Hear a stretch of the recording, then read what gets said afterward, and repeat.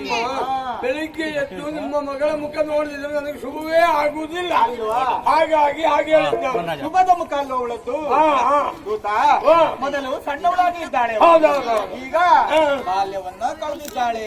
ದೇವರ ನಿಮ್ಮ ಮಗಳು ಎಂತ ಕೆಲಸ ಮಾಡ್ಕೊಳ್ಳಮ್ಮ, ನಿಮ್ಮ ಮಗಳು ಇದ್ದಕ್ಕಿದ್ದಾಗೆ ಬಾಲ ಕಳ್ಕೊಂಡದ. ಏ ಅಪಭ್ರಂಶು ಅದಲ್ಲ ಪುಣ್ಯಾತ್ಮ, ನೀವು ಹೇಳಿದಲ್ಲ ಮಗಳು ಬಾಲ ಕಳ್ಕೊಂಡು ಅಂತ. ನನ್ನ ಮಗಳು ಬಾಲ್ಯವನ್ನ ಕಳೆದಿದ್ದಾಳೆ. ಅಂದ್ರೆ ಮೊದಲು ಸಣ್ಣವಳಾಗಿತ್ತು, ಈಗ ಪ್ರಾಯಕ್ಕೆ ಬಂದಿದ್ದಾಳೆ. ಆಗ ಪ್ರಾಯದ ವಸ್ತುವಿನಲ್ಲಿ ಕಾಲಿಟ್ಟಿದ್ದಾಳೆ. ಈಗ ಹೊಸ ಮೇಲೆ ಕೂತ್ಕೊಂಡಿಲ್ಲ ಅದಲ್ವಾ, ಪ್ರಾಯಕ್ಕೆ ಮಕ್ಕಳು ಅವಳು ಆಗಿದ್ದಾಳೆ. ಹಾಗೆ ಹಾಗೆ ನಾನು ಹೊಸ ಮೇಲೆ ಕೂತ್ಕೊಂಡು ರಂಗೋಲಿ ಬರೀತಿದ್ರೆ ಕಂಡಿಲ್ಲ. ಹಾಗೆ ಆಯ್ತಲ್ವಾ, ಅದಲ್ವಾ ಮತ್ತೆ ಪ್ರಾಯಕ್ಕೆ ಬಂದ ಮಕ್ಕಳಿಗೆ ಏನಾಗಬೇಕು ಹೇಳು? ಹೊಟ್ಟೆ ತುಂಬ ಒಂದಿಷ್ಟು ಕೂಳು ಬೇಕಾ? ಹೌದು, ನಿನ್ನ ಇಷ್ಟು ಅನ್ನ ನಿತ್ಯ. ಇನ್ನೆಂತದಮ್ಮ ಅಲ್ವಾ, ಪ್ರಾಯಕ್ಕೆ ಬಂದ ಮಕ್ಕಳಿಗೆ ಯುವತಿ ಆಗಲಿ ಯುವಕನಾಗಲಿ ಕಾಲಿಗೆ ಸರಿಯಾಗಿ ಮದುವೆ ಆಗಲಿ. ಹಾಗೆ ಹಾಗೆ ಹೌದು, ನನ್ನ ಮಗಳಿಗೆ ಈಗ ಪ್ರಾಯ ಬಂದಿದೆ, ಮದುವೆ ಮಾಡಬೇಕು ಅಂತ ನಾನು ನಿರ್ಧಾರ ಮಾಡಿಕೊಂಡಿದ್ದೇನೆ. ಅದಕ್ಕಾಗಿ ನಾನು ಕರೆದಿದ್ದೇನೆ.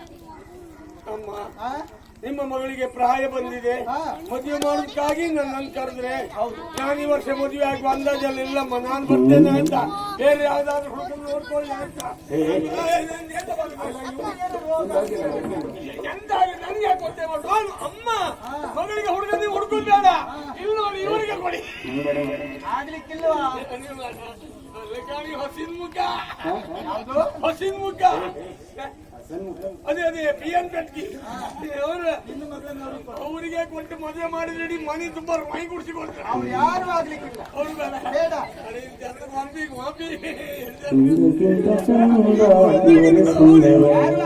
ಅವರಿಗೆ ಕೊಡಿ. ಇಲ್ಲ ಕೊಡೋದಿಲ್ಲ. ಅವಲ್ಲೊಬ್ಬ ಹಿಂದಿನ ಗಾರ ಕುಡ್ಕೊತಿರ್ತ ಯಾರಿಗಾರು ಕೊಡಿ ಮೇಲೆ ಯಾರು ಆಗ್ಲಿಕ್ಕಿಲ್ಲ ನನಗೆ. ಅವ್ರು ಯಾರು ಬೇಡ, ಯಾರು ಬೇಡ, ಯಾರು ಆಗ್ಲಿಕ್ಕೆ. ಅಯ್ಯೋ ನನ್ನನ್ನೇ ಒತ್ತಾಯ ಮಾಡ್ತೀರಲ್ಲ. ಯಾವ್ದಿಗೆ ನಿಮ್ಮ ಮಗಳ ಮದುವೆ ಆಗುತ್ತೆ? ಮತ್ತೆ ಎಂತ ಕರೆದದ್ದ ವಿಷಯ ಅಯ್ಯೋ ಈಗ ಗೊತ್ತಾಯ್ತು ನನಗೆ. ಮಾಯಾ ಮಾಯ ಮಾಯ ಮಾಯ ಮಾಯ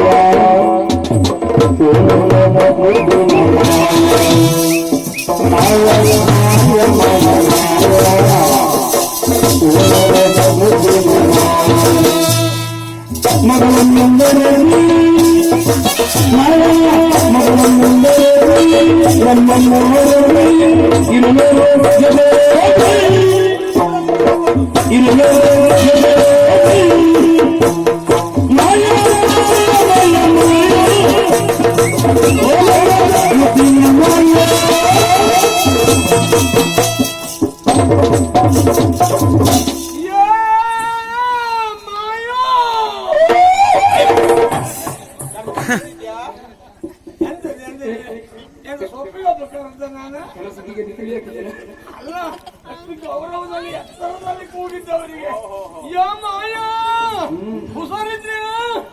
ಆಗಿದ್ರಿ ಮಾಯಾ? ಆರೋಗ್ಯ ಸರಿ ಇದ್ದ? ಮಗಳು ಆಗಿದ್ದ ಮಾಯಾ? ನಿಮ್ ಕಾಲೆಲ್ಲಿತ್ತು ಒಂಚೂರು ಸೀರೆ ಮೇಲೆ ಹಚ್ಚಿ ಮಾಯಾ. ಅಲ್ಲ, ಕಾಲು ಮುಟ್ಟಿ ನಮಸ್ಕಾರ ಮಾಡಿ ಮಾಯಾ. ಪಾವಣಿ ಎಷ್ಟು ಬಚ್ಚಿರಿ ಪೇಟಿಗೆ ನಾಳೆಗೆ ಕೊಡಿ ಮಾಯಾ. ಬಿಟ್ಟವನ ಏ ಮರ್ಯಾದೆ ಸತ್ತವನ ನಿನ್ನ ಜನ್ಮಕ್ಕೆ ಧಿಕ್ಕಾರಲ್ಲಿ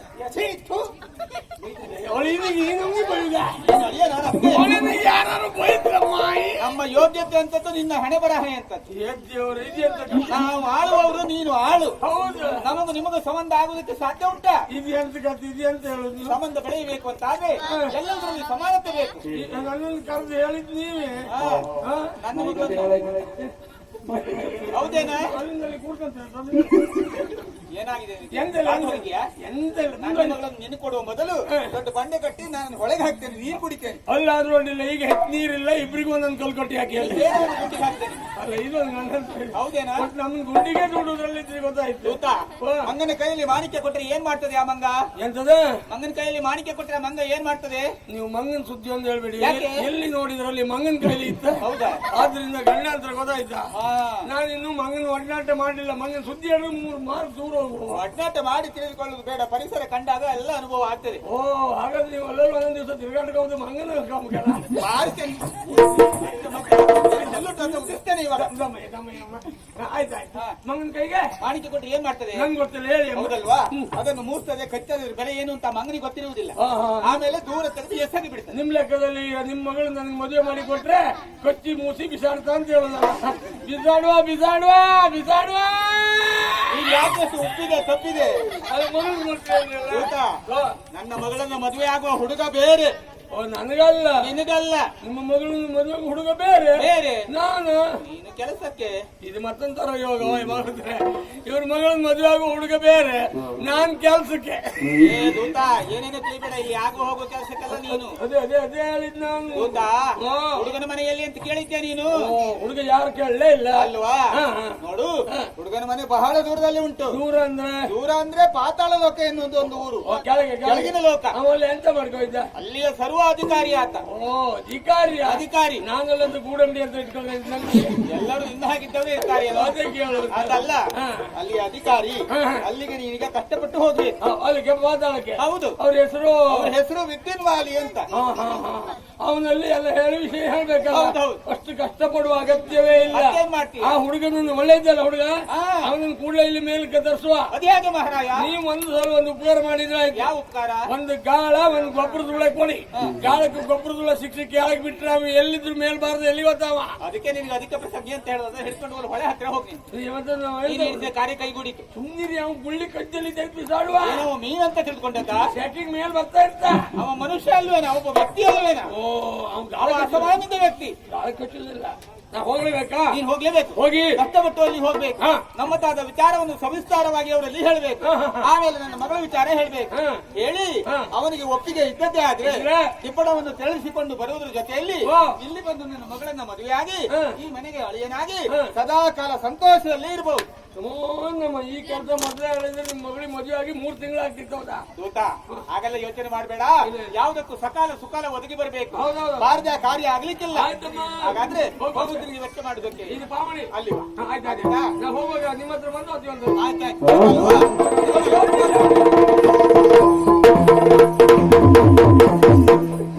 ಎಂತ ಕೆಲಸ ಆಗಿ ಹೋಯ್ತು ಮಾರಲ್ಲಿ. ನಾನೊಂದು ಎಣ್ಣಿದರೆ ದೈದ್ಮನಿ ಬೇರಾಯ್ತೆ. ನಾನೊಂದು ಎಣಿಸಿದರೆ ದೈದ್ಮನಿ ಬೇರಾಯ್ತೆ. ಅಲ್ಲ ಎಂತೈತಿ? ದೈವ ಬೇರೆ, ಯಾರು ದೈದ್ಮನಿ ಬೇರೆ. ನನಗೆ ಇಲ್ಲಿವರೆಗೆ ಒಂದು ಆಮಸಂಖ್ಯೆ ಇದ್ದಿತ್ತು. ಆಮಸಂಖ್ಯೆ ಯಾವ್ದು? ಎಂತ ಮಾರ ಆಮಸಂಖ್ಯೆ? ಎಂತ ಅಲ್ಲ, ಆಸೆ ಆಸೆ ಆಕಾಂಕ್ಷೆ. ಆಮಸಂಖ್ಯೆ ನಮ್ಮ ಅಜ್ಜನಿಗಿದ್ದಿತ್ತು, ಅದಲ್ಲ ಅದಲ್ಲ. ಆಕಾಂಕ್ಷೆ ಇದ್ದಿತ್ತು. ನನ್ನ ಜೀವನದಲ್ಲಿ ಒಂದೇ ಒಂದು ಮದುವೆ ಆಗಿ ಬೇಡ, ನಿಮ್ಮಾಗ ಒಂದು 16 ಇರಲಿ. ಎಲ್ಲ ಹೇಳುದು ಅಷ್ಟೇ ಭಾಗವತ್ರೆ. ನಾನು ಏಕಪತ್ನಿ ವ್ರತಸ್ಥ ಅಂತ ಕಡೆಗೆ ನೋಡುವಾಗ ಹೋದಲ್ಲಿ ಏಕ ಏಕ ಏಕ ಏಕ. ಮತ್ತೆ ಎಷ್ಟು ಏಕ ಅಂತ ಲೆಕ್ಕ ಸಿಕ್ಕುದಿಲ್ಲ ಅವ್ರಿಗೆ. ಲೆಕ್ಕ ಸಿಕ್ಕುದಿಲ್ಲ ಅಂತೇನಿಲ್ಲ. ಒಂದ್ 70-80 ವರ್ಷದ ಮೇಲೆ ಹಾಸಿಗೆ ಮೇಲೆ ಮಂದ್ಕೊಂಡು ಅಲ್ಲಲ್ಲೇ ಲೆಕ್ಕ ಹಾಕುವುದ. ಅಲ್ಲೊಂದು ಏಕ, ಇಲ್ಲೊಂದು ಏಕ, ಮತ್ತೊಂದು ಏಕ. ಪಕ್ಕದ ಮನೆ ನಾನು ತಪ್ಪಿ ಹೋಯ್ತು.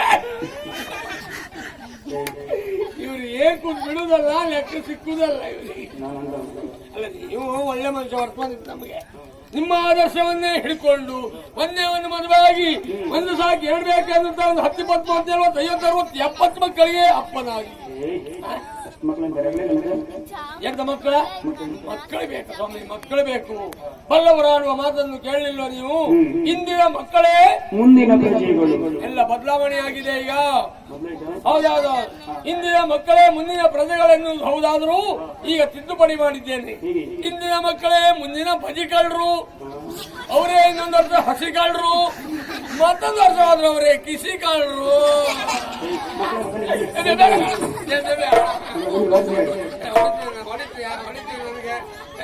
ಹೊಡಿಯವ್ರ ಕೈ ಎತ್ತಿಕ ಹೊಡಿದ್ರೆ ಇಲ್ಲ. ಈಗ ಮಕ್ಕಳು ಹೊಡಿಲಿಕ್ಕೆ ಕೈ ಎತ್ತಬೇಕು ಮನ್ಸಿದ್ರು ಕೈ ಎತ್ತುದಿಲ್ಲ. ಯಾಕೆ? ರವಿ ಅಡಿ ವಜ್ಜೆ ಇತ್ತು ನೋಡಿ. ಇದೆಲ್ಲ ತಮಾಷೆಗೆ ನಾನು ಮಕ್ಕಳ ಪಕ್ಷಕ್ಕಿದ್ದೇನೆ ಹಾಗಂತ ಒಂದೇ. ಆಮೇಲೆ ಆನಂದ್ ಮಕ್ಕಳಿಗೆ ಮನೆಯಲ್ಲಿತ್ತಲ್ಲ ನನ್ನ ಮಕ್ಕಳಿಗೆ ಮದುವೆ ಮಾಡಿಸುವ ಅಂತ ಎಣಿಸಿದ್ದೇನೆ. ಅದರೊಳಗೆ ಒಂದು ಯೋಗ ಬಂತಲ್ಲ, ನಮ್ಮ ಅಮ್ಮ ಕರೆದು ನನ್ನ ಮಗಳಿಗೆ ಮದುವೆ ಮಾಡಿಸುವ ಹುಡುಗನ ನಿಶ್ಚಯ ಮಾಡ್ಕೊ ಅಂತ ಹೇಳಿ. ಸತ್ಯ ಹೇಳ್ತೇನೆ ಭಾಗವತ್ರೆ, ನನ್ನ ಮಗಳು ಬೇರೆ, ದಿದ್ದಿದೇವಿಯ ಮಗಳು ಬೇರೆಯೇ. ಯಥಾರ್ಥ ಹೇಳ್ತೇನೆ ಕೇಳಿ. ಮಕ್ಕಳು ಅಂತ ಹೇಳಿದ್ರೆ ದೇವರಿಗೆ ಸಮಾನ. ದೇವರ ಕೆಲಸದಲ್ಲಿ ಯಾರೂ ನಿರತರಾಗಬಹುದು.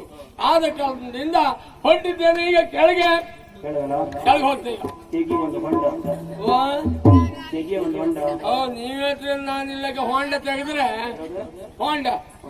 ಅದ ತೆಗೆದ್ರೆ ನೀವು ಮಣ್ಣು ಮುಚ್ತೀರಿ, ಇವರನ್ನು ಹೂ ಗುಚ್ಚ ಇಟ್ಟು ಇವರನ್ನು ನಮಸ್ಕಾರ ಮಾಡಿ ಹೋಗ್ತಿರ್ತೀರಿ. ನಮ್ 14 ಮಾಡುವವರು ಯಾರು ನಿಮ್ಮ? ಅದು ಬೇಡ. ನನ್ನ ಹತ್ರ ಅಷ್ಟು ಸಿದ್ಧಿ ಉಂಟು.